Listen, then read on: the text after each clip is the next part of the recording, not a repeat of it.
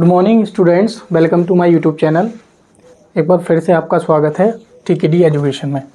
तो देखो साथियों, जैसे कि हम आरपीएफ कांस्टेबल और एसआई का आपने जो फॉर्म फिल कर दिया होगा और कल लास्ट डेट थी।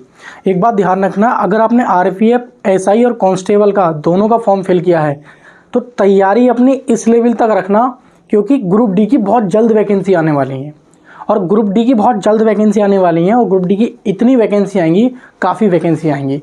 उसमें साइंस का एक अलग वेटेज रहता है, तो इसलिए आपको क्या है, साइंस बहुत ज़रूरी है। मैंने पिछली क्लास में भी आपको यही बात बताई थी कि आप रोज़ाना सुबह 8 बजे आपको डेली प्रैक्टिस सेट कराया जा रहा है और ये प्रैक्टिस सेट ऐसा है कि आपको क्या है कि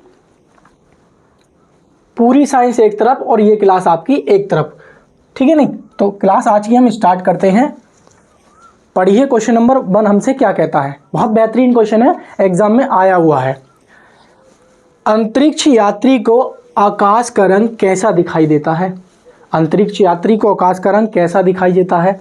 या आप ये समझ लीजिए कि चंद्रमा से आकाश को देखने पर, चंद्रमा से आकाश को देखने पर कैसा आकाश हमें कैसा प्रतीत होता है? चंद्रमा से बोल दीजिए या अंतरिक्ष यात्री से समझ लीजिए। तो उसका दोनों का आंसर आपका एक ही होगा, नीला, सफ़ेद, काला। मेरी बात को समझने की कोशिश करना और इसका राइट आंसर उम्मीद करता हूँ आप लोगों ने दे दिया होगा। नहीं दिया है तो अपने गाल पे जोर से एक थप्पड़ लगाओ, समझो। इसका राइट आंसर हो जाएगा आपका काला। क्या हो जाएगा भाई राइट आंसर? काला। अब मेरी बात समझो। आपने एक घटना सुनी होगी प्रकाश की। क्या घटना है वो? हमारी घटना है प्रकाश का प्रकीर्णन। प्रकाश का प्रकीर्णन। मेरी बात समझ लेना, प्रकाश का प्रकीर्णन, इसे हम बोलते हैं scattering of light. Scattering of light का मतलब होता है कि प्रकाश कौन सा कितना फैलता है। ये बात बताई थी रेले जी ने। लेकिन इस प्रकाश के प्रकीर्णन की जो खोज की थी ना, मेरी बात ध्यान से समझ लेना, यहाँ से एग्जाम में क्वेश्चन आता है। जो इसका अध्ययन किया था भाई, इसका जो अध्ययन किया था ना, अध्ययन वो किया था हमारा सीवी रमन जी ने। किसने भाई? सीवी रमन ने। सीवी रमन ने इसकी खोज की थी, ठीक है। लेकिन अगर बात करें सीवी रमन ने खोज की थी तो इनका पूरा नाम आपको पता होना चाहिए, चंद्रशेखर वेंकट रमन। बात समझ आ रही है? तो इन्होंने जो है प्रकाश के प्रकीर्णन की खोज की थी कि कौन सा प्रकाश कितना फैलेगा। मेरी बात समझ में आ रही है? और इन्हें ही नोबेल पुरस्कार मिला था। इन्हें ही नोबेल पुरस्कार मिला था। और कब मिला था? 1930 में, ध्यान रखेंगे। साथ ही साथ इन्हें ही भारत रत्न मिला था। भारत रत्न, ये बात भी ध्यान रखेंगे, 1954 में। ये साइंस के क्वेश्चन बता रहा हूं। साथ ही साथ इन्होंने क्या काम किया था? रमन प्रभाव की खोज की थी। ये बहुत, इसके लिए बहुत ज़्यादा फेमस थे रमन प्रभाव। रमन प्रभाव की जब इन्होंने खोज की तो खोज इन्होंने जो की थी वो खोज की थी 28 फरवरी 1928 में। जब इन्होंने 28 फरवरी 1928 में इन्होंने खोज कर दी तो इन्हीं की खोज के लिए घोषणा कर दी गई 1986 में। 1986 में क्या हो गई? घोषणा हो गई। और क्या घोषणा हो गई ये भी ध्यान रखना। और 1987 में पहली बार मनाया गया। और क्या मनाया गया? ये बात आप ध्यान रखेंगे, मनाया गया राष्ट्रीय विज्ञान दिवस। बहुत इंपॉर्टेंट क्वेश्चन है, राष्ट्रीय विज्ञान दिवस। और कब मनाया गया? 28 फरवरी को। 28 फरवरी को। तो 28 फरवरी को पहली बार जो है राष्ट्रीय विज्ञान दिवस मनाया गया 1987 में राजीव गांधी की सरकार में। तो ये पूरा जो प्रोसेस मैंने ट्रेन चलाई है, इसका मतलब समझ रहे हो आप कि प्रकाश के प्रकीर्णन की खोज जो की थी वो सीवी रमन जी ने की थी। उन्होंने ही बताया था कि कौन सा रंग कितना फैलेगा या कौन सा प्रकाश, कौन से रंग का प्रकाश कितना फैलेगा। तो इन्होंने खोज की थी प्रकाश के प्रकीर्णन की। नोबेल प्राइज मिला था 1930 में, भारत रत्न मिला था 1954 में और रमन प्रभाव की खोज की थी 28 फरवरी 1928 में। और 1986 में घोषणा कर दी गई थी राजीव गांधी की सरकार में कि हम राष्ट्रीय विज्ञान दिवस 28 फरवरी को मनाएंगे। बात समझाई इतनी बात? अब समझो मेरी बात, मैं कहना क्या चाहता हूं। अब आपसे क्या है, आपसे इसके उदाहरण पूछ लेता है। इसके आपसे उदाहरण पूछ लेता है कि प्रकाश के प्रकीर्णन के उदाहरण आप बताइए कि इसके एग्जाम्पल क्या हैं। उदाहरण, सबसे पहला उदाहरण आपने देखा होगा, आकाश का नीला दिखाई देना। भाई आकाश का आकाश का नीला दिखाई देना। भाई आकाश जो आपको नीला दिखाई देता है वो क्यों दिखाई देता है? क्योंकि नीले रंग का प्रकीर्णन क्या होता है? ज़्यादा होता है। बात समझ में आ रही नहीं आ रही है? तो इसलिए हमें क्या होता है? आकाश नीला दिखाई देता है। मेरी बात समझने की कोशिश करो। एक आपने नाम सुना होगा बिबग्योर, BI, छोटा बना देता हूँ, आएगा नहीं, स्पेस कम है। देखो आपने नाम सुना होगा, ध्यान से समझना, BIBGOR, इसका आपका नाम सुना होगा। तो ऊपर क्या है? हमारा रेड रंग है, ऊपर वाला क्या है? लाल रंग। आपने नाम सुना होगा लाल रंग की क्या होती है? तरंग दैर्घ्य कैसी होती है? बहुत ज़्यादा होती है। बात समझ आ रही है? लेकिन इसका जो प्रकीर्णन होता है ना, प्रकीर्णन वो प्रकीर्णन कितना होता है? प्रकीर्णन बहुत कम होता है। इसका जो प्रकीर्णन होता है ना, प्रकीर्णन बहुत कम होता है। प्रकीर्णन क्या होता है? बहुत कम होता है। और इसका विचलन भी मैंने बताया था, विचलन भी कैसा होता है? बहुत कम होता है। तो इसका प्रकीर्णन भी कम, विचलन भी कम। तो आप ध्यान रखेंगे, इधर अगर हम बात करेंगे तो इसकी तरंग दैर्घ्य कैसी होगी? बैंगनी रंग की, कम होगी। इसका विचलन कैसा होगा? बहुत कम होगा। और इसका प्रकीर्णन कैसा होगा? प्रकीर्णन अधिक होगा। और विचलन भी कैसा होगा? विचलन भी कैसा होगा? विचलन भी कैसा होगा? अधिक। तो आपसे पूछ लेगा सर्वाधिक विचलन किस रंग का होता है? बैंगनी रंग का। सर्वाधिक प्रकीर्णन किस रंग का होता है? बैंगनी रंग का। सर्वाधिक तरंग दैर्घ्य किस रंग की होती है? लाल रंग की। क्योंकि लाल रंग की तरंग दैर्घ्य सर्वाधिक होती है, लेकिन इनका विचलन और प्रकीर्णन कम होता है। मैं ये बात कहना चाह रहा हूं। तो जैसे जैसे ऊपर पढ़ेंगे तो ये पड़ता है ब्लू रंग। बात समझ में आ रही है? ब्लू रंग। तो इन काफी रंगों की अपेक्षा ब्लू रंग का प्रकीर्णन सबसे अधिक हो जाता है, और इसीलिए हमें आकाश कैसा है? नीला दिखाई देता है। आपने दूसरा नाम सुना होगा, क्या नाम सुना होगा? समुद्र का रंग नीला दिखाई देना। भाई समुद्र का नीला दिखाई देना। तीसरा आपने सुना होगा ट्रेन सिग्नल, जो होते हैं ना खतरे के निशान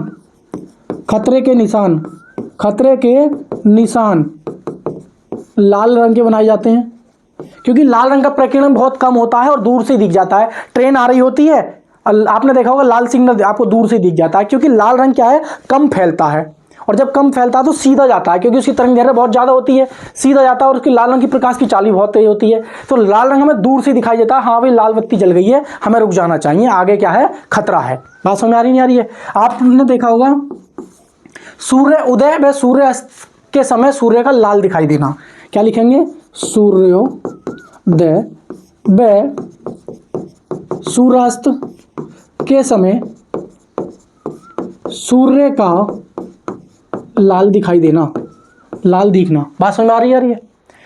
चौथा, पांचवा ध्यान रखेंगे, चंद्रमा से लिख लेना है ना, बहुत इंपॉर्टेंट है। चंद्रमा से आकाश का काला दिखाई देना, आकाश का काला दिखाई देना। तो इसके बहुत सारे एग्जाम्पल्स हैं, मैं सारे नहीं लिखवा रहा हूं, इंपॉर्टेंट है, याद रखना। तो प्रकाश के प्रकीर्णन के एग्जाम्पल्स पूछे जाते हैं कि सूर्य का लाल दिखना किसकी घटना पर होता है? प्रकाश के प्रकीर्णन पर। आकाश का काला दिखाई देना, समुद्र का नीला दिखाई देना, खतरे के निशान लाल दिखाई देना, और चंद्रमा से आकाश का काला दिखाई देना, या अंतरिक्ष यात्री से आकाश का काला दिखाई देना। ये सारी की सारी जो घटनाएं हैं ये प्रकाश के प्रकीर्णन की वजह से है। आपको अंतरिक्ष यात्री से आकाश काला क्यों दिखाई देता है? क्योंकि वहां पर वायुमंडल नहीं होता है, और वायुमंडल ना होने के कारण प्रकाश का प्रकीर्णन नहीं होता है, और इसलिए हमें आकाश कैसा दिखाई देता है? काला दिखाई देता है। बात समझ में आ रही नहीं आ रही है? तो ये सारे के सारे इंपॉर्टेंट क्वेश्चन है, इन्हें एक स्क्रीनशॉट ले लेंगे या फिर इन्हें अपनी कॉपी में नोट कर लेंगे। मैं बता रहा हूं, अगर आप रेलवे ग्रुप डी की और आरपीएफ की तैयारी कर रहे हो स्पेशली, ठीक है नहीं, मतलब रेलवे के आप किसी भी एग्जाम को टारगेट कर रहे हो, तो बेहतरीन क्लास लेके आ रहा हूं, डेली 8 बजे ला रहा हूं, और पूरी उम्मीद से लेकर आ रहा हूं आपके सामने, ठीक है नहीं, बहुत अच्छी क्लास लेकर आ रहा हूं। तो इसलिए अगर चैनल पे नए हो तो चैनल को सब्सक्राइब कर लें और वीडियो को लाइक जरूर करें, ठीक है नहीं। आइए नेक्स्ट क्वेश्चन पे चलते हैं। क्वेश्चन नंबर 2 ये आपके लिए है, ये आपको बताना है। क्वेश्चन नंबर 2 मुझे बताइए आप लोग, देखो पढ़ो सवाल को, समझो। पेड़ की शाखा को जोर से हिलाने पर पत्तियां गिरती हैं, इस घटना की व्याख्या होती है गति के बोल दिया, देखो जूल के प्रथम नियम से, यहाँ पे गति के बोल दिया, यहाँ पे जूल के, न्यूटन के प्रथम नियम से, या जूल के द्वितीय नियम से, या न्यूटन के तृतीय नियम से। समझो मेरी बात को, क्वेश्चन को समझो, क्वेश्चन क्या कहना चाह रहा है, और उसका आंसर मुझे कमेंट बॉक्स में दो। बहुत इंपॉर्टेंट क्वेश्चन है ये, और उम्मीद करता हूं आधे लोग इसका आंसर दे भी चुके होंगे। आपने देखा होगा, आप बस में सफर कर रहे होते हो, जैसे ड्राइवर ब्रेक लगाता है आप आगे की ओर झुक जाते हो। बात समझ में आ रही है? जैसे ड्राइवर ब्रेक लगाता है आप आगे की ओर झुक जाते हो। इसका क्या कारण होता है? आपने देखा होगा चादर है उसमें धूल के कण हैं, चादर रखी थी तो उसमें धूल के कण आराम से थे, जैसे ही आपने चादर को हिलाया धूल के कण आपको दिखने लगे उड़ते हुए।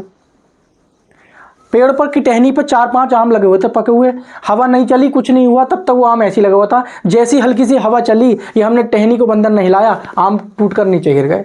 तो इन सब के पीछे जो कारण है वो है हमारा जड़त्व का कारण। किसका कारण है भाई? जड़त्व का कारण। तो जड़त्व का जो नियम था वो न्यूटन का प्रथम नियम था। कैसा नियम था भाई? न्यूटन का प्रथम नियम था। और ये किसने दिया था? गैलीलियो ने दिया था। तो मेरी बात ध्यान रखेंगे, न्यूटन के नियम, ये यहाँ से क्वेश्चन बहुत आते हैं, सारे बता देता हूँ अभी। न्यूटन के नियम, यहाँ से जो जो क्वेश्चन बनेंगे वो मैं आपको बता देता हूँ। सबसे पहले ध्यान रखेंगे प्रथम नियम, ध्यान रखेंगे प्रथम नियम, इसको हम बोलते हैं जड़त्व का नियम, ये बात ध्यान रखेंगे, इसको हम बोलते हैं जड़त्व का नियम, या इसको हम बोलते हैं गैलीलियो का नियम,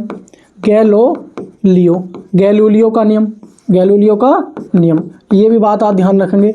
और ध्यान रखेंगे सर्वप्रथम जड़त्व जो बोला था शब्द, वो किसने बोला था? गैलीलियो ने बोला था। किसने भाई? गैलीलियो। ये पूछ लेता है क्योंकि यहाँ से इंपॉर्टेंट है, ये न्यूटन का नियम है। विज्ञान की मतलब फिजिक्स की दृष्टि से ये जो गैलीलियो शब्द है, जो हमारा जड़त्व है, ये बहुत इंपॉर्टेंट है। तो सर्वप्रथम जो जड़त्व दिया था वो किसने दिया था शब्द? गैलीलियो ने दिया था। इसलिए हम गैलीलियो शब्द को जब के नाम पर ही जड़त्व का पहला नियम, न्यूटन का जो पहला नियम था उसे हम जड़त्व का नियम कहते हैं या गैलीलियो का नियम कहते हैं। और इससे हमें प्राप्त क्या होता है? ध्यान रखेंगे, इससे प्राप्त होता है हमें बल की परिभाषा,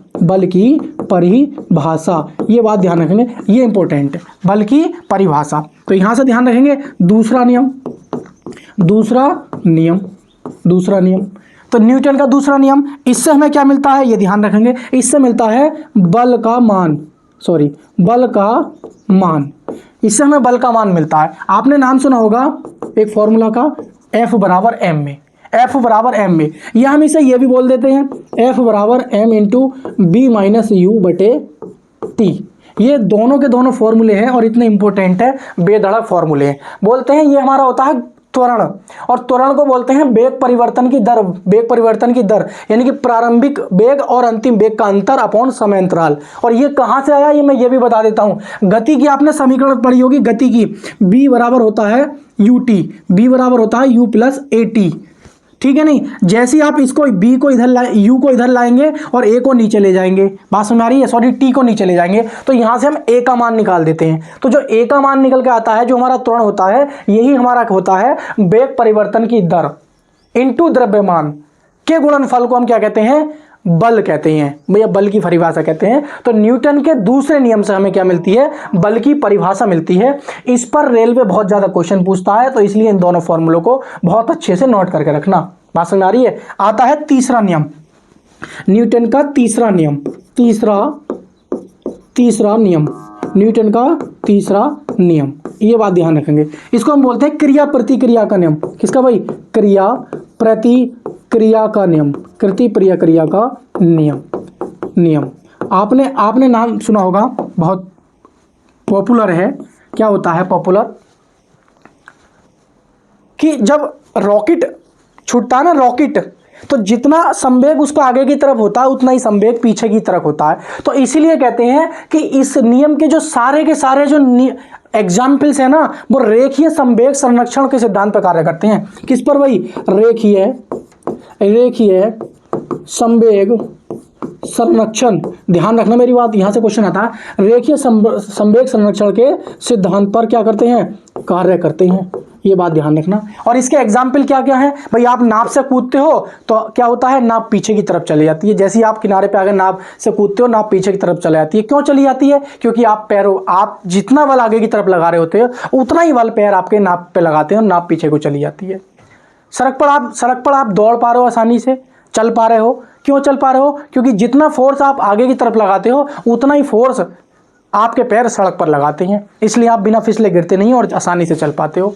तो बहुत सारे ऐसे एग्जाम्पल्स हैं जो क्रिया प्रतिक्रिया के नियम पर डिपेंड हैं, और ये सारे के सारे जो नियम हैं न्यूटन के सॉरी, जो न्यूटन का तीसरा नियम है उसके जितने भी एग्जाम्पल्स हैं वो रेखीय संवेग संरक्षण के सिद्धांत पर कार्य करते हैं। यानी कि न्यूटन के जो तीसरे नियम के जितने भी उदाहरण हैं वो सारे के सारे किसके उदाहरण होंगे? रेखीय संवेग संरक्षण के सिद्धांत पर कार्य करते हैं। यानी कि टक्कर के पहले और टक्कर के बाद का जो संवेग है वो कांस्टेंट रहता है। यही हमारा क्या है? रेखीय संवेग संरक्षण का सिद्धांत है। तो उम्मीद करता हूं इसका जो राइट आंसर था, तो वो राइट आंसर कौन सा था? राइट आंसर था हमारा न्यूटन का प्रथम नियम। न्यूटन का प्रथम नियम हमसे क्या कहता है कि जब तक कोई वस्तु पर कोई बाह्य बल ना लगाया जाए तब तक वह उसी अवस्था में बनी रहेगी। इस नियम को गैलीलियो का नियम अथवा न्यूटन का प्रथम नियम कहते हैं। तो राइट आंसर क्या हो जाएगा? बी हो जाएगा। काफी लोगों का सही गया होगा, ठीक है नहीं? आइए क्वेश्चन को स्टार्ट करते हैं। नेक्स्ट क्वेश्चन नंबर 3, इसका मुझे राइट आंसर दीजिए। वेरी वेरी इंपॉर्टेंट क्वेश्चन है और इसका आंसर मुझे देंगे, ठीक है नहीं? इनमें से कौन सा रासायनिक परिवर्तन का एक उदाहरण है? भाई रासायनिक परिवर्तन हुए, भौतिक परिवर्तन हुए, यहाँ से क्वेश्चन पूछे जाते हैं और आपके क्लियर होने चाहिए जरूर। अगर नहीं है तो बने रहना है, अभी मैं आपको बताता हूँ, क्योंकि अगर आपके नहीं है क्लियर तो बने रहना, बिल्कुल अभी सारे बताऊंगा। देखो, ऊर्ध्वपातन, क्रिस्टलीकरण या निष्क्रियकरण। देखो इसमें पूछा है इनमें से कौन सा रासायनिक परिवर्तन है। देखो ऊर्ध्वपातन किसका होता है? भाई कपूर का। भाई कपूर का आप ऊर्ध्वपातन करते हो, किसका? भाई कपूर का। तो ये कैसा परिवर्तन है? ये भौतिक परिवर्तन है। आप देखते हैं क्रिस्टलीकरण, आप पानी में नमक घुली हुई है, आप पानी में नमक घोल दी, उसका आप क्रिस्टलीकरण कर सकते हैं, दोबारा से आप नमक को अलग कर सकते हैं, फिर नमक को पानी में घोल सकते हैं। तो जैसे एक अवस्था से दूसरी अवस्था में वापस जाना, ये कैसे परिवर्तन कहलाते हैं? ये कहलाते हैं भौतिक परिवर्तन। तो ये भी कैसा हो जाएगा? भौतिक परिवर्तन। तो नमक का क्रिस्टलीकरण क्या हो जाएगा भाई? क्रिस्टलीकरण। बात समझ में आ रही है? ये होता है निष्क्रियकरण। निष्क्रियकरण का मतलब क्या होता है? उदासीन होना। भाई निष्क्रिय का मतलब क्या है? उदासीन। और उदासीन का मतलब क्या है? आप कोई लवण ले लीजिए, लवण और प्लस को क्या कर दीजिए? क्षार मिला दीजिए, क्या हो जाएगा? उदासीन हो जाएगा। क्या हो जाएगा? उदासीन हो जाएगा। बात सुन आ रही है? और इस उदासीन को ही हम क्या बोलते हैं? इसी को बोलते हैं हम निष्क्रिय करना। क्या बोलेंगे इसको? इसको बोलेंगे निष्क्रिय। क्या बोलेंगे इसको? निष्क्रियकरण। बात समझ में आ रही है? क्या बोलते हैं? आसवन विधि बहुत आपने पढ़ी होगी, छानने के लिए प्रयोग की जाती है। तो जब हमने मान लीजिए पानी से हमने मिट्टी निकाल दी, सपोज करो पानी से हमने मिट्टी निकाल दी, साफ कर लिया पानी को, तो क्या जो मिट्टी निकाली है दोबारा से पानी में डाल देंगे तो वो घुल नहीं जाएगी? उसको फिर हम अलग कर सकते हैं। तो ये सारे के सारे जो प्रोसेस है ना, ये वाला और ये वाला, ये हमारे परिवर्तन है, भौतिक परिवर्तन है। कैसे परिवर्तन है ये हमारे हैं भौतिक परिवर्तन। लेकिन एक जो हमारा ये निष्क्रियकरण है, ये कैसा है? ये हमारा क्या है? रासायनिक परिवर्तन है। ऑप्शन नंबर सी हमारा क्या हो जाएगा? राइट आंसर हो जाएगा। लेकिन एक बात मेरी गांठ बांध लेना, मैं आपको बता देता हूं कि रासायनिक परिवर्तन और भौतिक परिवर्तन कौन से होते हैं, ठीक है? तो हेडिंग डाल के लिख लेना, जिनका नहीं है वो नोटबुक में लिख लेंगे। एक तरफ लिखेंगे भौतिक परिवर्तन और एक तरफ लिखेंगे रासायनिक परिवर्तन। बात समझ में आ रही है? तो समझने की कोशिश करना। भौतिक परिवर्तन क्या होते हैं? आपने देखा होगा कि मोम का पिघलना। भाई किसका? भाई मोम का पिघलना, ये किसका परिवर्तन है? ये हमारा भौतिक परिवर्तन है। लेकिन बात करें हम किसका? भाई मोम का जलना, तो ये किसका परिवर्तन हो जाएगा? ये रासायनिक परिवर्तन हो जाएगा। दूसरा ध्यान रखेंगे, जल का उबलना। भाई जल आपने उबाल दिया, क्या ठंडा नहीं होगा? बिल्कुल सही बात है, ठंडा हो जाएगा, ऐसे ही छोड़ दो कुछ देर बाद। तीसरा ध्यान रखेंगे, जल का जमना। भाई जल आपने जमा दिया, बर्फ जमा दिया आपने। यह ध्यान रखेंगे, जल का पिघलना। बात समझ आ रही नहीं? ये भी ध्यान रखेंगे। आप ध्यान रखेंगे बल्ब का जलना, ये बात भी आप ध्यान रखेंगे। तो ये सारे के सारे कैसे परिवर्तन है? ये सारे के सारे हमारे भौतिक परिवर्तन है। लेकिन इधर ध्यान रखेंगे, एक आपने नाम सुना होगा कपूर का उर्ध्वपातन, कपूर का उर्ध्वपातन, उर्ध्वपातन ये कैसा परिवर्तन है? भौतिक परिवर्तन। लेकिन कपूर का जलना, किसका भाई? कपूर का जलना, ये किसका हो जाएगा? कपूर का जलना, कपूर का जलना। चौथा ध्यान रखेंगे कोयले का जलना, कोयला का जलना कैसा परिवर्तन है भाई? ये भी हमारा रासायनिक परिवर्तन है। आप ध्यान रखेंगे खाने का पचना, खाना का पचना, भाई खाना अपन का पच गया, ये कैसा परिवर्तन हो गया? रासायनिक परिवर्तन, वापस नहीं ला सकते इसको खाने में, ठीक है। ध्यान रखेंगे फलों का पकना, फलों का पकना, ये सारे के सारे इंपॉर्टेंट है। फलों का पकना ये एग्जाम में आते हैं। ध्यान रखेंगे लोहे का जंग लगना, भाई लोहे पर जंग लग गई, जंग लगना। तो ध्यान रखेंगे ये सारे के सारे जो एग्जाम्पल्स है ये रासायनिक परिवर्तन है और ये भौतिक परिवर्तन है। इसको प्रारंभिक अवस्था में लाया जा सकता है, इसको प्रारंभिक अवस्था में नहीं लाया जा सकता। बात समझ आ रही है? तो उम्मीद करता हूं सारा क्वेश्चन आपको क्लियर हो गया होगा। चलते हैं क्वेश्चन नंबर 4 की तरफ। इसका आंसर आपने सी ऑप्शन दे दिया होगा, ठीक है नहीं? आइए क्वेश्चन नंबर 4 पे चलते हैं। क्वेश्चन नंबर 4 हमसे क्या कहता है, दीजिए इसका आंसर। देखो एक बात ध्यान रखना, हिम्मत नहीं हारनी है बिल्कुल भी। अगर हिम्मत हारोगे तो काम खराब हो जाएगा। रेलवे की बहुत सारी वैकेंसी आ चुकी है इस समय, ग्रुप डी सिर पे है एक तरह से। आरपीएफ देखो निकल गया, एएलपी टेक्नीशियन, सारी वैकेंसी और भरमार आने वाली है और अब तो हर साल आएंगी। अगर आप रेलवे की एग्जाम को टारगेट कर रहे हो, आपकी हाइट बहुत कम है, तो ध्यान रखना रेलवे हर साल वैकेंसी देगा, ठीक है नहीं? आइए, किसी आपतित किरण के लिए किसी समतल दर्पण को 15 अंश से घुमाया जाता है तो परावर्तित किरण कोण जो हैगा वो कितने कोण पर मुड़ेगी? जो परावर्तित किरण होगी वो कितने कोण पर मुड़ेगी? 15 अंश, 30 अंश, 60 अंश, 90 अंश। मेरी बात समझने की कोशिश करना। देखो भाई ये हमारे पास मान लीजिए दर्पण है और ये हमारा क्या है? नॉर्मल है। ये हमारा नॉर्मल है और ये क्या है? हमारा पॉलिश कर दिया हमने, ये समतल दर्पण है। कैसा है भाई? ये हमारा है समतल दर्पण। ये समतल हमने दर्पण ले लिया, कोई दिक्कत तो नहीं है? समझने की कोशिश करना, पूरा खेला समझ में आ जाएगा अभी आपके। देखो मैं समझाता हूँ आपको। देखो भाई हमारी प्रकाश की किरण मान लीजिए ये आई और आने के बाद क्या होगी? टकरा के ही चली गई। भाई प्रकाश की किरण ये कौन सी होती है? आपतित किरण। और ये कौन सी होती है? परावर्तित किरण। इसे बोलते हैं इंसिडेंट रे और इसे बोलते हैं रिफ्लेक्टेड रे। बात समझ आ रही है? आपतित किरण और परावर्तित किरण। ये होता है हमारा कौन सा होता है? आपतन कोण आई होता है और ये होता है आपतन कोण आर। इतनी बात समझ में आ गई? अब इसने क्या कहा है कि जो हमारी आपतित किरण है ना, इसको 15 अंश पे घुमा दिया। मतलब इसने क्या काम कर दिया? इसने जो काम कर दिया, इसने मेरी बात समझो, इसने इस किरण को जो ना यहाँ घुमा दिया, इतना घुमा दिया, इतना। तो जब ये इतना घुमा दिया ना तो नॉर्मल हमारा क्या होगा? नॉर्मल भी इतना ही घूम जाएगा। लेकिन जो हमारी ये वाली परावर्तित किरण है ये इतना घूम जाएगी, यानी कि ये घूमेगा हमारा कितना?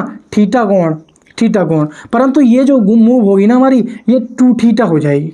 बात समझ आ रही नहीं आ रही है? 2 थीटा। तो बात कहने का मतलब ये है, अगर थीटा का मान अगर मान लीजिए 15 डिग्री है तो 2 थीटा का मान कितना हो जाएगा? 2 थीटा का मान हो जाएगा 15 गुणा के 2 अर्थात 30 डिग्री, अर्थात कितना? 30 डिग्री। तो फाइनली मैं आपसे ये कहना चाहता हूं कि अगर किसी समतल दर्पण पर आपतित किरण को अगर आप 15 अंश घुमा देते हो तो परावर्तित किरण जो है वो 30 डिग्री घूम जाएगी।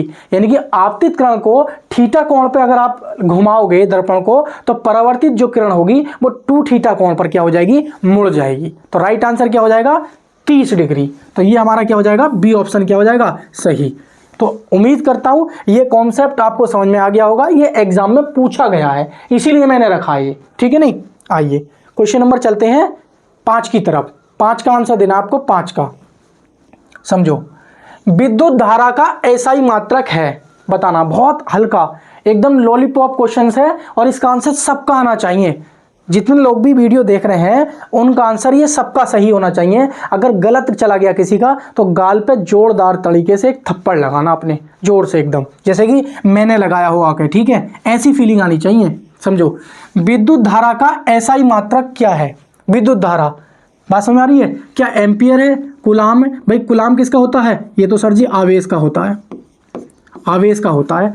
जूल किसका होता है? भाई ये तो हमारा ऊर्जा का होता है, ठीक है? वाट किसका होता है? भाई ये तो हमारा शक्ति का होता है, शक्ति या बोल देंगे पावर, ठीक है नहीं? लेकिन एम्पियर किसका होता है? ये हमारा क्या होता है? विद्युत धारा का होता है। एक विद्युत धारा से बहुत ज्यादा क्वेश्चन पूछा जाता है। आपने नाम सुना होगा ओम का नियम। मेरी बात लिख लेना अभी, ओम का नियम। मैं बता दे रहा हूँ क्योंकि पूछा जाता है इसलिए बता रहा हूँ। ओम का नियम ये होता है B बराबर आई आर। ठीक है, अगर हम B अपॉन क्या कर दें आई कर दें और बराबर क्या हो जाएगा आर हो जाएगा। बात समझ आ रही है। या हम इसको ये भी कह सकते हैं कि आर जो होता है ना आर वो इन्वर्सली प्रोपोर्शनल होता है विद्युत धारा के। अब समझो मेरी बात, और इसको जो है ना स्टार लगा के लिख लो। स्टार लगा के क्यों लिख लो, मेरी बात समझो भाई। अगर आप मान लीजिए किसी तार में, किसी चालक में अगर प्रतिरोध ज़्यादा है तो उसमें बहने वाली धारा का मान कैसा होगा, कम होगा। ये बात ध्यान रखना। यहां से क्वेश्चन पूछता है ओम के नियम से, क्योंकि ओम का नियम विज्ञान की दृष्टि से और रेलवे की दृष्टि से बहुत ज़्यादा इंपॉर्टेंट है और बहुत ज़्यादा पॉपुलर है। इसलिए यहीं से क्वेश्चन बनता है। क्या बनता है कि अगर प्रतिरोध ज़्यादा होगा तो धारा कैसी होगी, कम होगी। भाई प्रतिरोध क्या होता है, किसी धारा के मार्ग में रुकावट होता है। जिस मार्ग में प्रतिरोध ज़्यादा होगा उसमें धारा जाना पसंद नहीं करेगी। बात समझ में आ रही है। भाई आपके मार्ग में कहीं रुकावट बन रही है तो क्या आप उस मार्ग में जाना पसंद करोगे, नहीं पसंद करोगे। तो वैसे ही इस करंट का है, अगर आपने कोई वायर ली और उस वायर का प्रतिरोध ज़्यादा है तो उसमें ज़्यादा करंट नहीं जाएगी, बहुत कम करंट जाएगी। और कम करंट क्यों जा रही है, क्योंकि उसका प्रतिरोध ज़्यादा है। तो कहने का मतलब मेरा यही है कि अगर ध्यान रखना, अगर आपके तार का प्रतिरोध ज़्यादा है तो उसमें करंट कैसी होगी, कम होगी। लेकिन अगर उसका प्रतिरोध मान लीजिए शून्य है या बहुत कम है तो उसमें धारा कैसी होगी, बहुत अधिक होगी। यानी कि धारा कैसी जाएगी, अच्छी जाएगी। तो वो तार कैसा होगा, जो चालक होगा बहुत अच्छा होगा, उसकी चालकता कैसी होगी, बहुत अच्छी होगी। चालकता क्या होती है, धारा प्रवाह की जो दर होती है वो चालकता कहलाती है।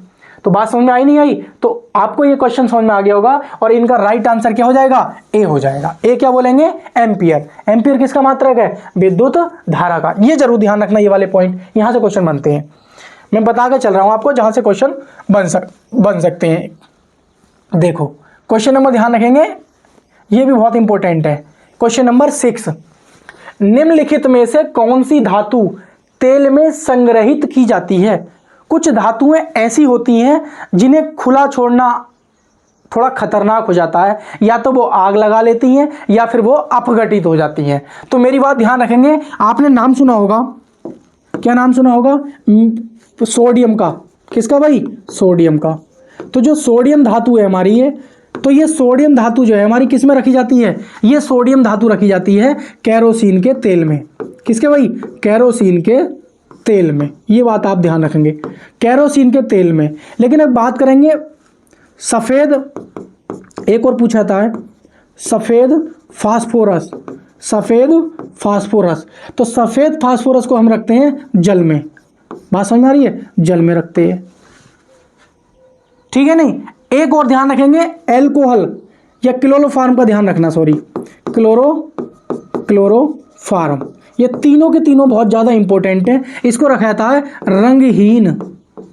रंगीन, माफ़ी चाहता हूँ, रंगीन बोतलों में, रंगीन बोतलों में। बात को समझो मेरी भाई। सोडियम धातु को आप, ये सोडियम धातु ऐसा धातु है कि इसको आप या तो खुला छोड़ दो, यानी कि हवा में छोड़ दो, या जल में रख दो आप, तो ये क्या करता है, आग लगा लेता है। क्या कर लेता है ये, आग, चाहे तो खुला छोड़ दो वायु में या फिर जल में रख दो, तो ये क्या कर लेता है, आग लगा देता है। इसीलिए इसको, सोडियम धातु को केरोसिन के तेल में रखा जाता है। वैसे ही सफ़ेद फास्फोरस है, इसको वायु की उपस्थिति में आकर ये क्या कर लेता है, आग लगा लेता है। वायु की उपस्थिति में आकर ये आग लगा लेता है सफ़ेद फास्फोरस। इसको हम पीला फास्फोरस भी बोलते हैं। बात समझ आ रही है। तो ये सफ़ेद फास्फोरस या पीला फास्फोरस बोल दो, ये वायु की उपस्थिति में आग लगा लेता है, इसीलिए इसको जल में रखते हैं। और क्लोरोफार्म को हम क्या करते हैं, रंगीन बोतलों में रखते हैं। गहरे रंग की रंगीन बोतलों में हम क्या रखते हैं, क्लोरोफार्म को रखते हैं। एथिल अल्कोहल के साथ गहरी रंग की बोतलों में हम क्लोरोफार्म को रखते हैं। बात समझ आ रही है। तो धातु को केरोसिन के तेल में संग्रहित किया जाता है, तो इसका आंसर हो जाएगा, राइट आंसर हो जाएगा सोडियम। तो सोडियम के अयस्क बहुत इंपॉर्टेंट है, मुझे याद आ गया है तो मैं आपको बता दे रहा हूं। सोडियम के अयस्क बहुत इंपॉर्टेंट है, तो आप ध्यान रखेंगे। एक आपने नाम सुना होगा सोडियम क्लोराइड, सोडियम क्लोराइड, इसको हम बोलते हैं NaCl। ये होता है सोडियम का अयस्क होता है, जिसे हम साधारण नमक बोलते हैं। एक बोलते हैं हम सोडियम नाइट्रेट, सोडियम नाइट्रेट, ध्यान रखेंगे NaNO3। एक बोलते हैं sodium carbonate, sodium carbonate, sodium carbonate, carbonate इसे बोलते हैं Na2CO3, सोडियम कार्बोनेट। चौथा ध्यान रखेंगे बोरेक्स, क्या ध्यान रखेंगे? बोरेक्स, जिसे हम क्या बोलते हैं? सुहागा। क्या बोलते हैं भाई इसको? सुहागा। इसका सूत्र क्या होता है? इसका सूत्र होता है Na2B4O7 इंटू 10H2O। मेरी बात गौर से सुनो, सोडियम के अयस्क पूछे जाते हैं। एक बोलते हैं, इसको हम बोलते हैं सोडियम क्लोराइड NaCl, जिसे हम साधारण नमक बोलते हैं। तो ये भी हमारा किसका अयस्क है भाई? ये भी हमारा सोडियम का अयस्क है। ध्यान रखेंगे सोडियम नाइट्रेट, ये हमारा किसका होता है? इसे बोलते हैं हम चिली सॉल्ट पीटर, इसे बोलते हैं चिली सॉल्ट पीटर। ये होता है सोडा एस, सोडियम कार्बोनेट को क्या बोलते हैं? इसको soda S, sodium carbonate NO2CO3। और बोरेक्स बहुत ज़्यादा पूछा जाता है, तो बोरेक्स को हम क्या बोलते हैं? सुहागा बोलते हैं। इसका सूत्र पूछ लिया जाता है Na2B4O7 into 10H2O, Na2B4O7 into 10H2O। तो ध्यान रखेंगे सोडियम धातु को किस में रखा था? केरोसिन में, फास्फोरस को जल में, क्लोरोफॉर्म को रंगीन बोतलों में। तो उम्मीद करता हूं पूरा क्वेश्चन बहुत अच्छे से समझ में आया होगा। इसका आप राइट आंसर लेंगे। जल्दी दीजिए मुझे इसका आंसर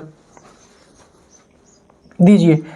5 मीटर प्रति सेकंड स्पीड दे रखी है आपको कि गति से गतिशील 22 किलोग्राम का कोई वजन की एक वस्तु है जिसकी गतिज ऊर्जा आपको बतानी है। सिंपल सा क्वेश्चन है, मैं आपको पिछली क्लासों में सारे फॉर्मूलेज बता चुका हूं, सिर्फ आपको क्या है उसका मान निकालना है। आप जानते हो काइनेटिक एनर्जी का फॉर्मूला क्या होता है? इसको हम बोलते हैं गतिज ऊर्जा। क्या बोलते हैं भाई? गतिज ऊर्जा। और इसका फॉर्मूला होता है 1/2 mv²। और आपको दे क्या रखा है? आपको दे रखा है m दे रखा है 22 किलोग्राम, और आपको b का मान दे रखा है 5 मीटर प्रति सेकंड, ठीक है नहीं? और आपको काइनेटिक एनर्जी का मान आपसे पूछा है, तो आप इसमें काइनेटिक एनर्जी का मान जब आपसे पूछा है तो इसमें लगा दो। तो 1/2 m का मान कितना है? 22 किलोग्राम, और b का मान कितना है? 5। बात समझ आ रही है? और 5 पंजे कितना हो जाएगा? 25 हो जाएगा। आप इसे काटोगे तो कितनी बार चला जाएगा? 11 बार। तो 11 गुणा 25 कितना हो जाएगा? ये हो जाएगा 25 ही करना 25, हासिल लगे कितने? 2, और 25 ही करना 25 और 2 कितना हो जाएगा? 27। यानी कि 275 जूल आपका क्या हो जाएगी? काइनेटिक एनर्जी आ जाएगी। यानी कि 275 जूल आपकी क्या हो जाएगी? ये हमारी क्या हो जाएगी? ये हमारी गतिज ऊर्जा हो जाएगी। लेकिन अगर आपसे पूछ लेता है पोटेंशियल एनर्जी यानी कि स्थितिज ऊर्जा, यहां से क्वेश्चन भी पूछा जाता है स्थितिज ऊर्जा, तो यहां से भी क्वेश्चन पूछा जाता है, इसको बोलते हैं पोटेंशियल एनर्जी। तो इसका फॉर्मूला होता है mgh। ध्यान रखना, जब कोई वस्तु ऊपर से छोड़ी जा रही है, मान लीजिए तो छोड़ी जाती है, तो वो कि इतनी ऊंचाई से छोड़ी गई है, उसका द्रव्यमान इतना है, तो ठीक है, तो बताना है उसमें कितनी स्थितिज ऊर्जा होगी। तो आप निकाल दोगे द्रव्यमान और गुरुत्वीय त्वरण का मान तो आपको पता ही होता है 10 मीटर प्रति सेकंड स्क्वायर, ऊंचाई दे रखी होगी। तो यहाँ पे क्वेश्चन बहुत इंपॉर्टेंट है और यहाँ से पूछा जाता है, ध्यान रखना, ठीक है नहीं? अगर आपसे पूछता है यांत्रिक ऊर्जा जिसे हम बोलते हैं मैकेनिकल एनर्जी, तो ये होती है गतिज ऊर्जा और प्लस स्थितिज ऊर्जा। कहेंगे हम क्या बोलेंगे? काइनेटिक एनर्जी और प्लस पोटेंशियल एनर्जी। तो ये बात आप अच्छे से ध्यान रखेंगे कि यांत्रिक ऊर्जा का योग जो है, यांत्रिक ऊर्जा जो होती है वो गतिज ऊर्जा और स्थितिज ऊर्जा के योग के बराबर होती है। यहां से भी क्वेश्चन पूछा जाता है, ठीक है नहीं? तो उम्मीद करता हूं 7वें का राइट आंसर क्या हो जाएगा? ए ऑप्शन क्या हो जाएगा? आपका सही उत्तर हो जाएगा। ए ऑप्शन क्या हो जाएगा? आपका राइट आंसर हो जाएगा। तो आपने इसका स्क्रीनशॉट ले लिया होगा, ठीक है नहीं? आइए क्वेश्चन नंबर चलते हैं 8 की तरफ। सारे के सारे इंपॉर्टेंट क्वेश्चन लेकर आया हूं मैं आपके लिए। ये इतने इंपॉर्टेंट क्वेश्चन है कि आपको बता नहीं सकता, मैं खुद लेकर आता हूं इनको।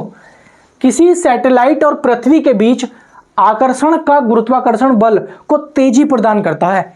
ध्यान रखना भाई, ऐसा कौन सा इसमें बल है जो किसी सैटेलाइट और किसी सैटेलाइट का मतलब क्या? किसी ग्रह मान लीजिए, उपग्रह मान लीजिए, और पृथ्वी के बीच में क्या है? आकर्षण बल का कार्य करता है, ठीक है? वो कौन करता है? अभिकेंद्रीय बल, तनाव बल, समतलीय बल, अपकेंद्रीय बल। आपने देखा होगा कि पृथ्वी सूर्य का चारों ओर चक्कर लगा रही है, तो उसका कारण क्या है भाई? पृथ्वी सूर्य का चारों ओर चक्कर लगा रही है, तो उसका कारण क्या है? उसका कारण है अभिकेंद्रीय बल। क्या कारण है भाई उसका? अभिकेंद्रीय बल। तो इसका राइट आंसर क्या हो जाएगा? इसका राइट आंसर हो जाएगा ऑप्शन नंबर ए। अगर अभिकेंद्रीय बल और अपकेंद्रीय बल आपके क्लियर नहीं है तो मेरी बात को 1 मिनट गौर से और पूरी तरीके से सुन लो। समझो, जैसे मान लीजिए कोई हमारा ये पार्टिकल है, ये कोई कण है, और इसका क्या मान लीजिए ये केंद्र है, और इसकी जो हमारी ये त्रिज्या है, और यहाँ पे जो ये कण है इसका द्रव्यमान m है, और ये क्या कर रहा है, ये b वेग से गति कर रहा है। अगर ये b वेग से गति कर रहा है तो इसके अंदर एक बल कार्य करता है, इसके अंदर एक बल कार्य करता है, ये बल होता है F बराबर mb² अपॉन क्या होता है, F बराबर mb² अपॉन r। इस बल को हम क्या बोलते हैं, इस बल को हम बोलते हैं अभिकेंद्रीय बल। क्या बोलते हैं इसको, इसको हम बोलते हैं अभिकेंद्रीय बल। क्या बोलते हैं इसको, अभिकेंद्रीय बल, अभिकेंद्रीय बल। ये बात मेरी बात समझना, अभिकेंद्रीय बल। लेकिन साथ ही साथ में क्या होता है, जब कोई वस्तु हमारी क्या है वृत्तीय मार्ग पर गति करती है तो एक बल अंदर की ओर कार्य करता है जिसे हम अभिकेंद्रीय बल कहते हैं, लेकिन साथ ही साथ में एक बल बाहर की ओर कार्य करता है जिसे हम कहते हैं, एक बल का बाहर की ओर आभास होता है, जिसे हम बाहर की ओर आभास होता है उसे हम बोलते हैं आभासी बल या छद्म बल। मेरी बात समझना, एक बल बाहर की ओर भी कार्य करता है, एक तो कर रहा है अंदर की ओर जिसे बोलेंगे अभिकेंद्रीय बल, और जो बाहर की ओर काम करता है इसे बोलते हैं अपकेंद्रीय बल। क्या बोलते हैं भाई इसको, इसको बोलते हैं अपकेंद्रीय बल, अपकेंद्रीय बल। इसी को हम बोलते हैं, इसी को बोलते हैं हम छद्म बल। क्या बोलते हैं इसको, छद्म बल। छद्म बल का मतलब क्या होता है, इसका केवल आभास होता है। बात समझ आ रही नहीं है, आपने देखा होगा, इसके एग्जाम्पल्स ध्यान रखना, इसके कुछ एग्जाम्पल्स हैं जो पूछे जाते हैं। वॉशिंग मशीन पूछ लेता है कि भाई वॉशिंग जो मशीन है वो किस सिद्धांत पर कार्य करती है, या उसमें कौन सा बल कार्य करता है, तो वॉशिंग मशीन में ध्यान रखेंगे अपकेंद्रीय बल। आपने नाम सुना होगा दूसरे वाले का, रई, मट्ठा चलाने की, दूध से दही निकालने की मशीन, दूध से दही निकालना, दही निकालना किस सिद्धांत पर कार्य करता है, या कैसा बल कार्य करता है, कैसा बल कार्य करता है, या आप सिंपल भाषा में कहते हो आप रई। भाई हमारे यहाँ पे क्या कहते हैं, रई बोल देते हैं कि मट्ठा चलाने की रई दे दो, ठीक है। पहले क्या होता था जमानों में, तुमने देखा था जब पहले जमाने थे कि एक लकड़ी बांध लेते थे, उसमें रस्सी बांध लेते थे, और इस तरीके से औरतें क्या चलाती थी, तो उससे क्या है, दूध से क्या निकलता था, दही निकलता था। लेकिन अब क्या है, इलेक्ट्रिकल इंस्ट्रूमेंट, इलेक्ट्रिकल उपकरण आ गए हैं, विद्युत उपकरण, उनसे क्या है, स्विच दबाओ, तुरंत आपका दूध से घी निकल के तैयार हो जाएगा 5 मिनट में। तो वो जो हमारा जो उसमें जो बल लगता है वो बल कौन सा लगता है, अपकेंद्रीय बल लगता है। यानी कि वॉशिंग मशीन हुई या दूध से दही निकालने की मशीन हुई, इन दोनों पे कौन से बल लगते हैं, अभिकेंद्रीय बल, जो कि बाहर की तरफ लगता है। लेकिन केंद्र की तरफ जो बल लगता है उसके भी तो आपसे एग्जाम्पल पूछता है, तो ध्यान रखेंगे। सबसे पहला एग्जाम्पल ध्यान रखेंगे, मोड़ पर मुड़ना, मोड़ पर आसानी से मुड़ना, आसानी से मुड़ना। आप साइकिल चला रहे हो और मोड़ पर बिना गिरे आप मुड़ के चले जाते हो, तो उसमें क्या होता है, केंद्र की तरफ एक बल कार्य कर रहा है जिसे हम बोलते हैं अभिकेंद्रीय बल। दूसरा ध्यान रखेंगे, पृथ्वी का सूर्य के चारों ओर, सूर्य के चारों ओर, चारों तरफ चक्कर लगाना, चक्कर लगाना, ठीक है। या एक बात और ध्यान रखेंगे, आपने पानी से भरी बाल्टी देखी है, तो जब पानी से भरी बाल्टी आप क्षैतिज और ऊर्ध्वाधर दिशा में घुमाते हैं तो उसमें क्या होता है, पानी नहीं गिरता है। उसका कारण क्या होता है, अंदर की तरफ एक बल कार्य कर रहा होता है केंद्र की तरफ, जिसे हम बोलते हैं अभिकेंद्रीय बल, और एक बाहर की तरफ कार्य कर रहा होता है जिसे हम बोलते हैं अपकेंद्रीय बल। तो उसमें क्या है, दोनों बल कार्य कर रहे होते हैं, अभिकेंद्रीय बल भी और अपकेंद्रीय बल भी। तो ध्यान रखेंगे, अगर अभिकेंद्रीय बल के उदाहरण पूछेगा आपसे तो ध्यान रखेंगे, मोड़ पर आसानी से मुड़ना, पृथ्वी का सूर्य के चारों तरफ चक्कर लगाना, और अपकेंद्रीय बल के हैं वॉशिंग मशीन और दूध से दही निकालना। तो राइट आंसर क्या हो जाएगा, ए ऑप्शन हो जाएगा। 8 में का सही उत्तर क्या हो जाएगा, ए हो जाएगा। चलिए क्वेश्चन नंबर बताइए, आयोडीन की कमी से कौन सा मनुष्य में रोग होता है। भाई रिकेटस किससे होता है, रिकेटस होता है, मैंने बताया, इसको बोलते हैं सूखा रोग। क्या बोलते हैं इसको, सूखा रोग। और सूखा रोग किससे होता है, विटामिन डी की कमी से होता है। और विटामिन डी की कमी से मैंने आपको रोग बताए थे, क्या बताए थे, ओस्टोपोरोसिस। क्या ध्यान रखा था, ओस्टोपोरोसिस, ओस्टोपोरोसिस ध्यान रखेंगे। दूसरा ध्यान रखेंगे बाउलेक्स, बाउलेक्स, बाउलेक्स। तीसरा ध्यान रखेंगे knock knee disease, knock knee disease, knock knee disease, ठीक है। और होता है ऑस्टोमलेशिया, ऑस्टोमलेशिया, ऑस्टोमलेशिया। मलेशिया, ऑस्ट्रोमलेशिया। तो ऑस्टोपोरोसिस, बाउलेक्स, नॉकनी डिसीज, ऑस्ट्रोमलेशिया, ये चारों के चारे जो रोग हैं ये हड्डियों से संबंधित है और ये हड्डियों में विटामिन डी की कमी से सारे के सारे रोग होते हैं। ध्यान रखेंगे। स्कर्वी क्या होता है? ये विटामिन सी की कमी से होता है, स्कर्वी रोग विटामिन सी की। बेरी क्या होता है? ये विटामिन बी की कमी से होता है। इसका रासायनिक नाम क्या है? थायमीन होता है। ये ध्यान रखेंगे आप। जो गाइटर होता है जिसको हम क्या बोलते हैं? गलगंड रोग। क्या बोलते हैं इसको? गलगंड रोग, या इसको हम बोलते हैं घेंगा रोग। क्या बोलते हैं भाई इसको? हम इसको बोलते हैं घेंगा रोग। इसमें क्या होता है? जो हमारी थायराइड ग्रंथि होती है ना, थायराइड जो थायराइड ग्रंथि होती है ना, थायराइड ग्रंथि, ये क्या हो जाती है? फूल जाती है। मेरी बात ध्यान रखेंगे। अब मैं बताता हूँ आपको। आपने देखा होगा, इमेज देखना, यूट्यूब पे देखना गलगंड रोग कैसे होता है, तो उसमें सर्च करना, सारा कुछ आ जाता है वैसे तो यूट्यूब पे।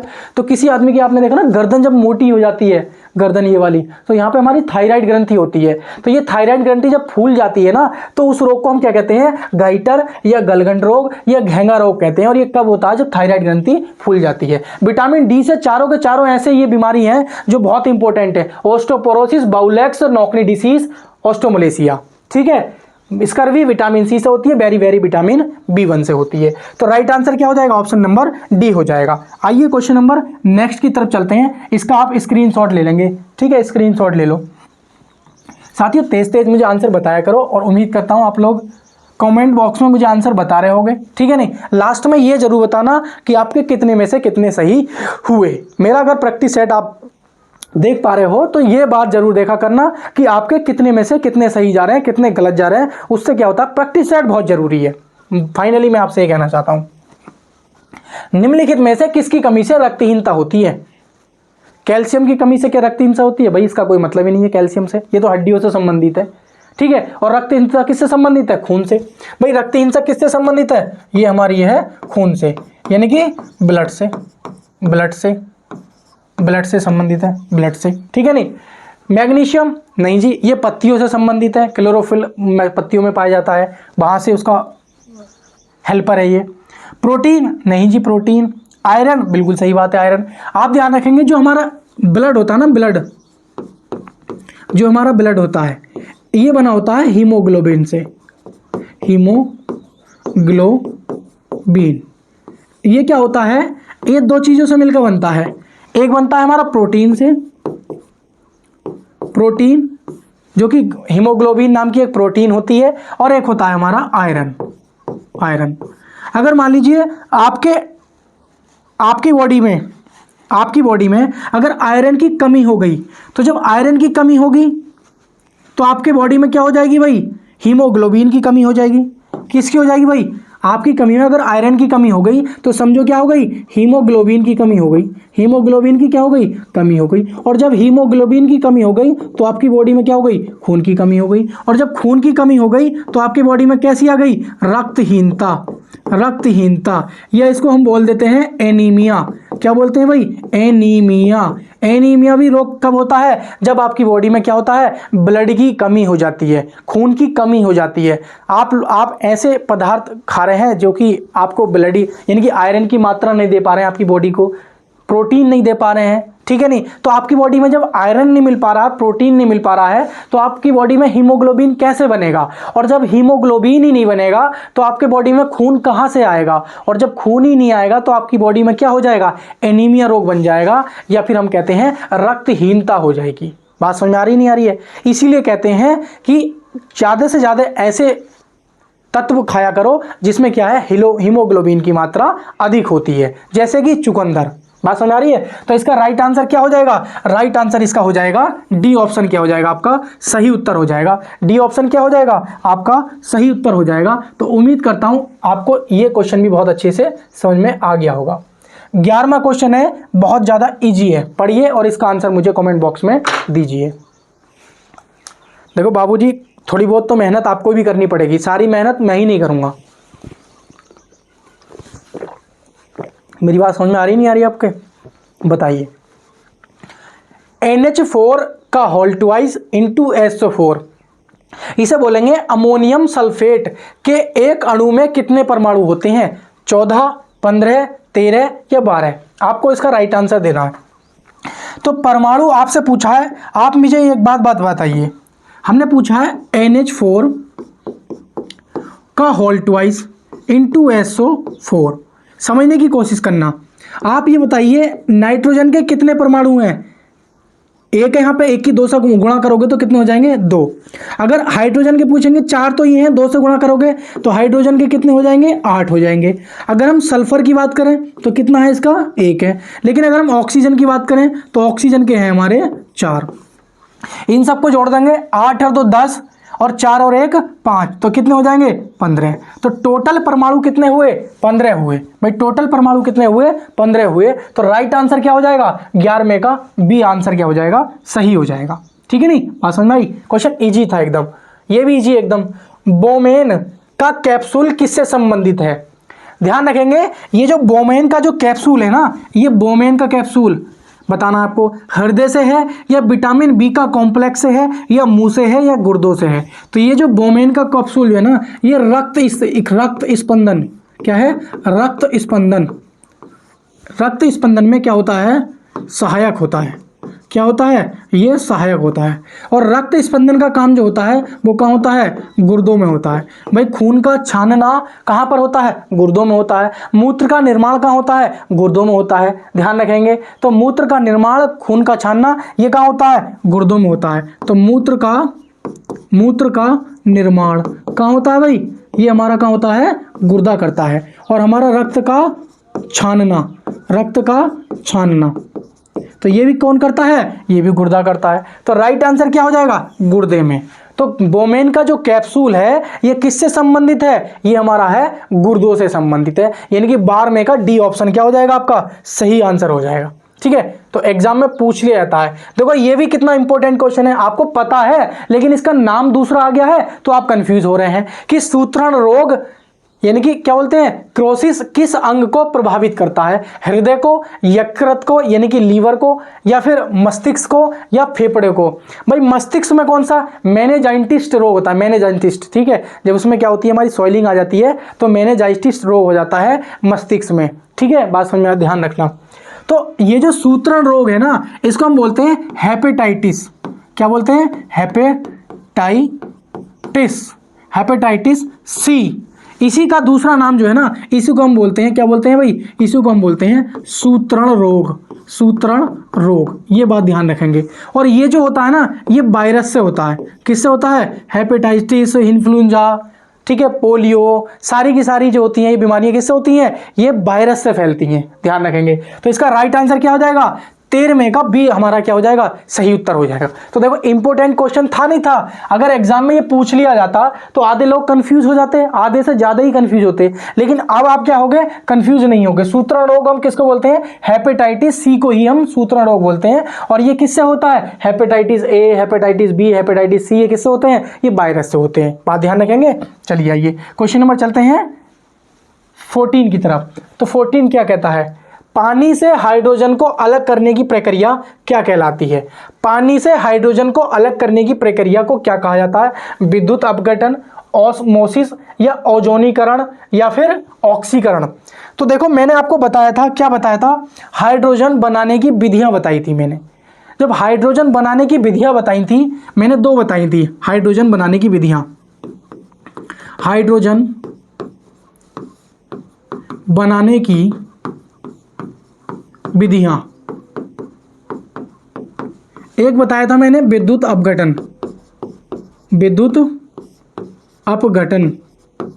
इसको बोल देते हैं हम जल अपघटन। क्या बोलते थे भाई इसको? जल अपघटन। आप क्या कर दीजिए? जल ले लीजिए और इसको क्या कर दीजिए? आप इसका अपघटन करा दीजिए तो क्या बन जाएगा? H आयन बन जाएगा प्लस के OH आयन आ जाएगा। H आयन पे क्या हो जाएगा? पॉजिटिव, और OH पे क्या हो जाएगा? नेगेटिव। तो आपने क्या काम कर दिया? हाइड्रोजन को आपने अलग कर दिया। आप जल का अपघटन करा दीजिए, हाइड्रोजन आपका अलग हो जाएगा। ठीक है, अगर आप हाइड्रोजन बनाने की विधि आप एक और जानना चाहते हो तो आप क्या करेंगे? जस्ते पर सल्फ्यूरिक अम्ल की क्रिया करा दो, यानी कि Zn ले लीजिए आप, H2SO4 ले लीजिए, क्या बन जाएगा? जिंक सल्फेट बन जाएगा, और प्लस के क्या बन जाएगा? जल बन जाएगा, H2 बन जाएगा, सॉरी क्या बन जाएगा? H2 बन जाएगा। तो ये क्या हो जाएगा, हमारा जिंक सल्फेट बन जाएगा और हमारी हाइड्रोजन गैस बन जाएगी।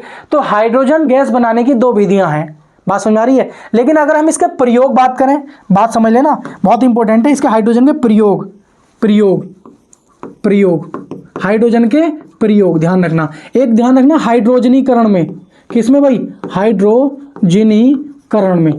आप हाइड्रोजनीकरण में क्या करते हैं, वनस्पति तेल से वनस्पति घी बनाते हैं, ध्यान रखेंगे। दूसरा ध्यान रखेंगे अमोनिया निर्माण में, किसमें भाई, अमोनिया निर्माण में, अमोनिया निर्माण में, ठीक है नहीं। तीसरा ध्यान रखेंगे ईंधन में, ईंधन में। चौथा ध्यान रखेंगे जल निर्माण में, जल निर्माण में। हो सकता है आपको दिख ना रहा हो तो उसके लिए मैं बोल देता हूं, हाइड्रोजनीकरण में, अमोनिया निर्माण में, ईंधन में, जल निर्माण में। तो इन तीनों चीज़ों का हम प्रयोग करते हैं, किसमें करते हैं भाई, हाइड्रोजन का प्रयोग करते हैं। और हाइड्रोजन की जो बनाने की विधियां हैं वो हमारी क्या है, विद्युत अपघटन और जस्ते पर, सल्फ्यूरिक अम्ल की क्रिया कराने पर। आप जल का अपघटन करा दोगे तो आप क्या कर लोगे, हाइड्रोजन को आप क्या कर लोगे, अलग कर लोगे। तो ये क्या हो जाएगा, ए ऑप्शन क्या हो जाएगा, राइट आंसर हो जाएगा, ठीक है नहीं। आइए क्वेश्चन नंबर चलते हैं नेक्स्ट की तरफ, क्वेश्चन नंबर चलते हैं 15 की तरफ। चलिए 15, क्वेश्चन नंबर 15 पढ़िए। किसी तत्व की संयोजक शक्ति क्षमता क्या कहलाती है, संयोजक क्षमता या संयोजक शक्ति या संयोजकता क्या कहलाती है, संयोजकता कहलाती है भाई। मैंने आंसर ही बता दिया आपको, परमाणुकता, अणुभारता या सामान्यता, संयोजकता कहलाती है। क्या कहलाती है भाई, संयोजकता कहलाती है। भाई किसी तत्व में एक तत्व से, किसी परमाणु के एक परमाणु से दूसरे परमाणु के जुड़ने की जो शक्ति होती है ना, वो क्या कहलाती है, संयोजकता कहलाती है। क्या कहलाती है, संयोजकता। ध्यान रखेंगे जो हमारे क्षारीय धातु होते हैं ना, क्षारीय, जो हमारे क्षारीय धातु होते हैं, पहले ग्रुप के तत्व, किसके भाई, पहले समूह के, पहले समूह के, पहले समूह के, उनकी जो संयोजकता होती है ना, उनकी संयोजकता, ध्यान रखना, संयोजकता वो कितनी होती है, 1 होती है। लेकिन अगर जो होते हैं क्षारीय मृदा धातु, क्षारीय मृदा धातु, मृदा धातु, इन्हें बोलते हैं हम दूसरे समूह के, किसने भाई, दूसरे समूह के। तो जो दूसरे समूह के होते हैं इनकी जो संयोजकता होती है ना, संयोजकता वो कितनी होती है, इनकी संयोजकता होती है 2 होती है। तो पहले समूह के जैसे lithium, sodium, potassium, rubidium, caesium, इनकी संयोजकता कितनी होती है, इनकी संयोजकता होती है 1। जैसे आपने लिथियम ले लिया, मान लीजिए आपने लिथियम ले लीजिए, तो इसका परमाणु क्रमांक कितना होता है, 1 होता है। अगर आप इसका इलेक्ट्रॉनिक विन्यास बनाओगे तो 1 आ जाएगा, 2 ही करना 2 और 1 ही करना 1, यानी कि 2,1 लिथियम। फिर आप क्या लोगे, सोडियम ले लो, सोडियम का कितना होता है, 11 होता है। जैसे ही आप इसका इलेक्ट्रॉनिक विन्यास लिखोगे तो 2, 8,1 हो जाएगा, ठीक है। उसी प्रकार पोटेशियम, पोटेशियम का कितना होता है, 19 होता है, तो आप लिखोगे 2, 8, 8, 1, ठीक है। तो एक बात समझो मेरी बात, मैं क्या कहना चाह रहा हूं कि ये जो है ना आपकी ये संयोजकता है, ये इसकी क्या है भाई, संयोजकता है। ये संयोजकता ये वो पावर होती है कि ये क्या है, दूसरे परमाणु के कितने अणु, मतलब कितने अणु अपनी और कितने इलेक्ट्रॉन अपनी तरफ ले लेगी या कितने इलेक्ट्रॉन अपने दे देगी। तो किसी परमाणु के इलेक्ट्रॉन को ग्रहण करने की और त्यागने की जो क्षमता होती है वही हमारी क्या होती है, संयोजक क्षमता होती है, और इसी को हम क्या बोलते हैं, संयोजकता बोलते हैं। तो सर्वाधिक संयोजकता वाला तत्व पूछ लिया जाता है, सर्वाधिक संयोजकता वाला तत्व, सर्वाधिक संयोजकता वाला तत्व कितना होता है, ये होता है कार्बन, और इसकी संयोजकता कितनी होती है, 4 होती है। ध्यान रखेंगे कार्बन की संयोजकता कितनी होती है, 4। भाई कार्बन का जो परमाणु क्रमांक होता है वो 6 होता है, तो अगर हम इसका इलेक्ट्रॉनिक विन्यास लिखेंगे तो यही तो लिखेंगे। तो सबसे ज्यादा जो संयोजकता होती है किसी भी परमाणु की वो कितनी होती है, 4 होती है। 4 से ज्यादा किसी भी परमाणु की संयोजकता नहीं होती है, कभी भी संयोजकता 5 नहीं होगी। अगर आपके किसी परमाणु के बाहरी कोश में इलेक्ट्रॉन 5 है तो उसको हम 8 में से घटाकर उसकी संयोजकता निकाल देंगे तो कितनी आ जाएगी, 3 आ जाएगी।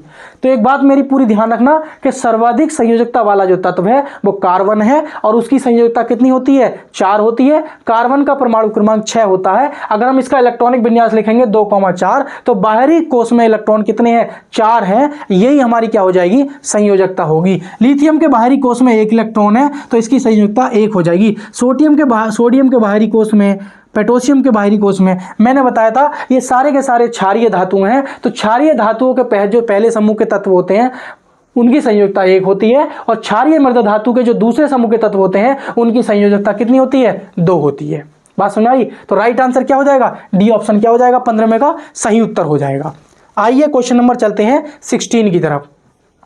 तो उम्मीद करता हूं संयोजकता से संबंधित जो भी क्वेश्चन थे वो आपके समझ में आए होंगे, क्योंकि यहां से रेलवे में क्वेश्चन पूछे जाते हैं।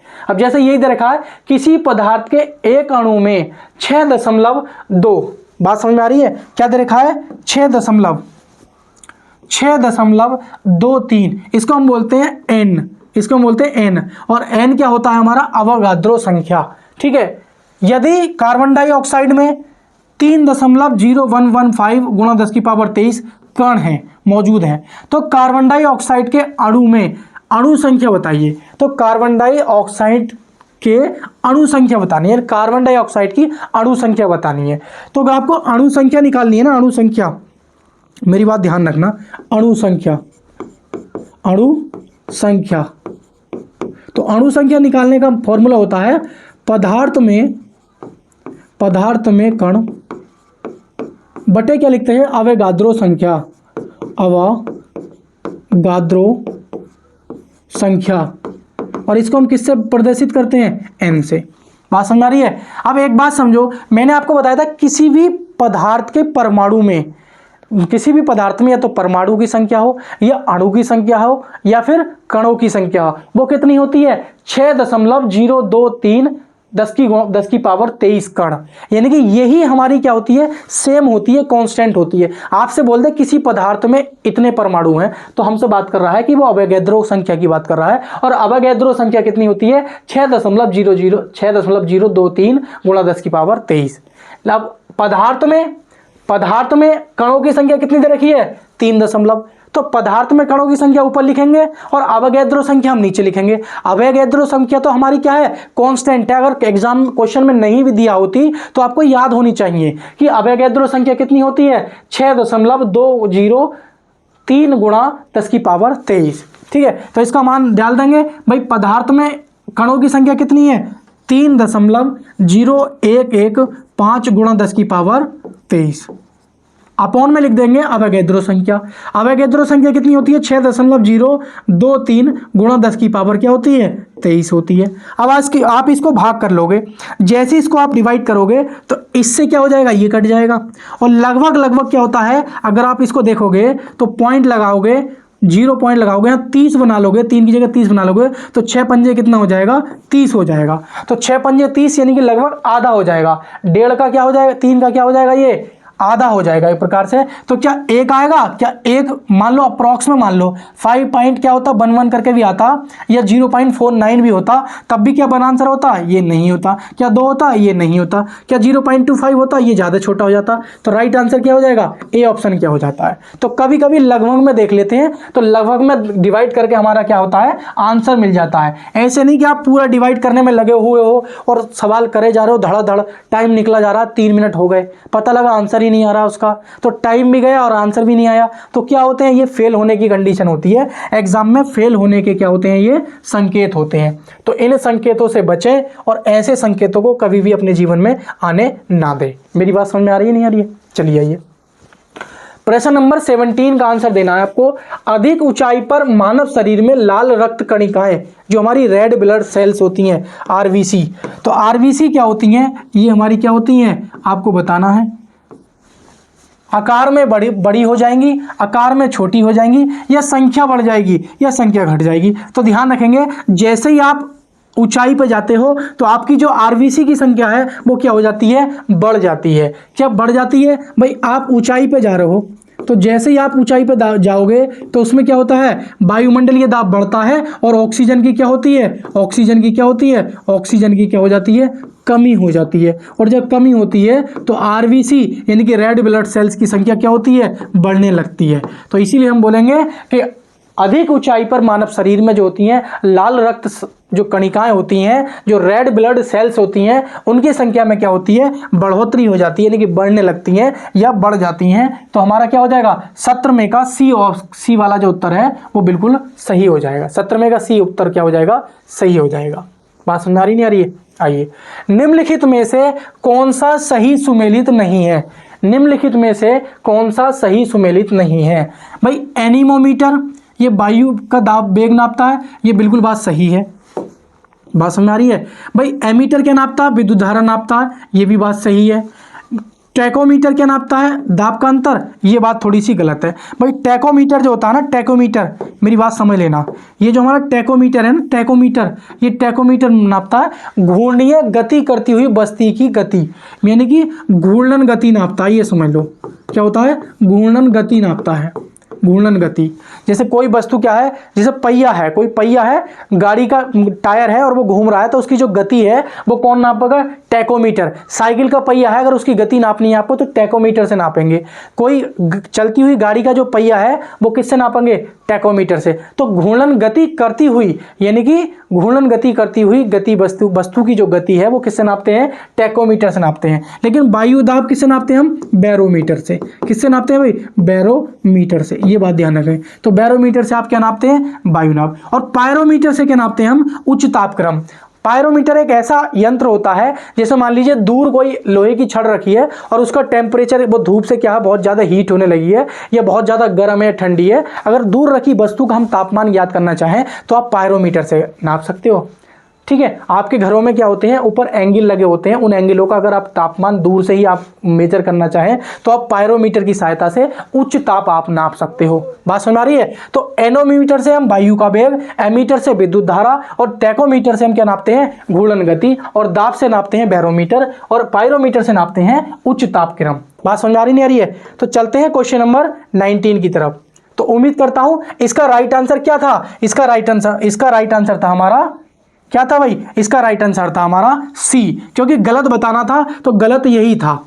ठीक है, नहीं गलत बताना था तो गलत क्या था, हमारा 18 का सी उत्तर था।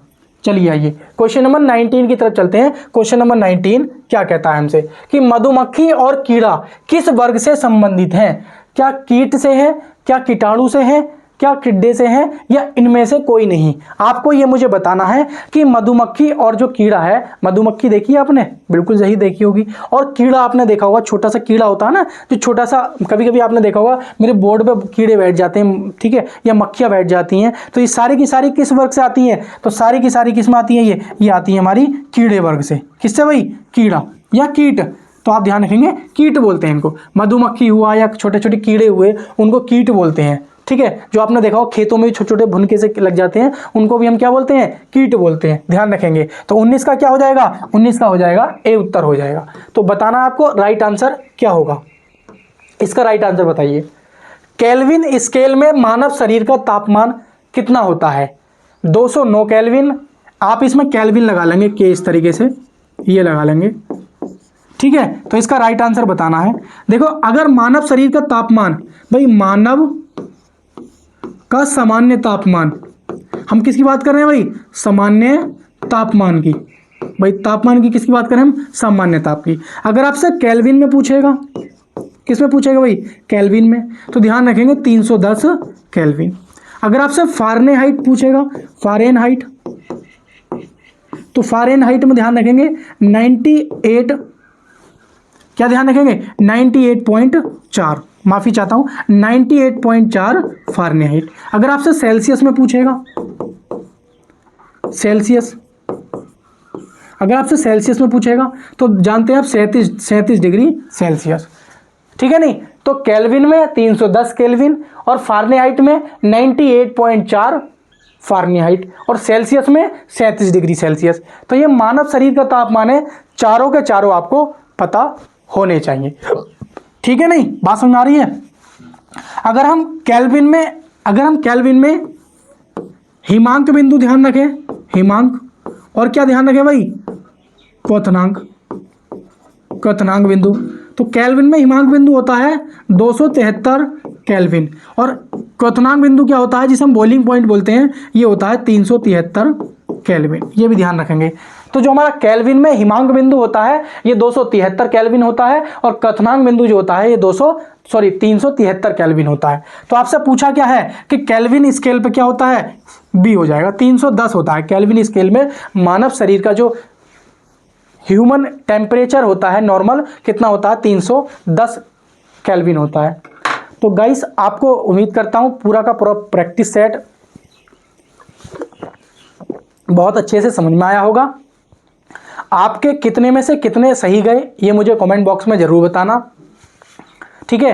तो साथियों मिलेंगे नेक्स्ट क्लास में, तब तक के लिए नमस्कार, जय हिंद साथियों।